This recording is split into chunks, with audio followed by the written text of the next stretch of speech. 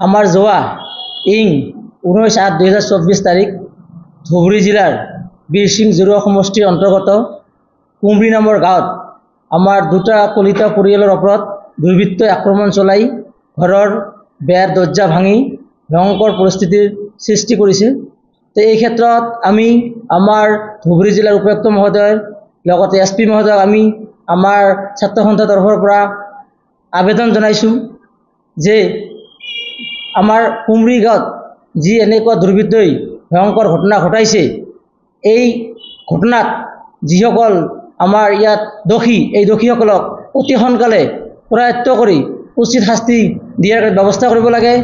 আৰু লগতে আমাৰ এই কুমৰি গাঁৱত আমি দেখিবলৈ পাইছোঁ, আমাৰ এই কুমৰি গাঁওখনত আমাৰ থানা হৈছে ফকীৰগঞ্জ, কিন্তু ফকীৰগঞ্জৰ পৰা কুমৰি গাঁৱৰ দূৰত্ব প্ৰায় 15 পৰা 20 কিলোমিটাৰ।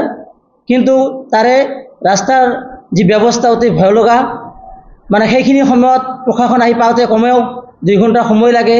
গতিকে আমাৰ তাতে আমাৰ কলিতা মানুহখিনি মানে নিৰাপত্তাত ইমান মানে যিটো মানে ভয়ংকৰ পৰিস্থিতি প্ৰশাসনে দিব পৰা নাই নিৰাপত্তা।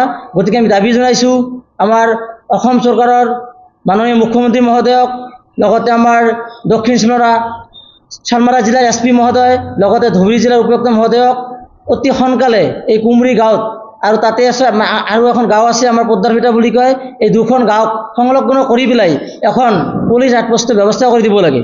আমি এই দাবী জনাইছোঁ। যদি এই ক্ষেত্ৰত আমাৰ প্ৰশাসনৰ পৰা আৰম্ভ কৰি অসম চৰকাৰ তথা মাননীয় মুখ্যমন্ত্ৰী মহোদয়ে কোনো আমাৰ এই দাবীখিনি পূৰ্ণ ফলৱতী নকৰে, তেনেহ'লে আমি আগন্তুক দিনত আমাৰ গণতান্ত্ৰিকভাৱে আমি আন্দোলনৰ কাৰ্যসূচী ল'ম।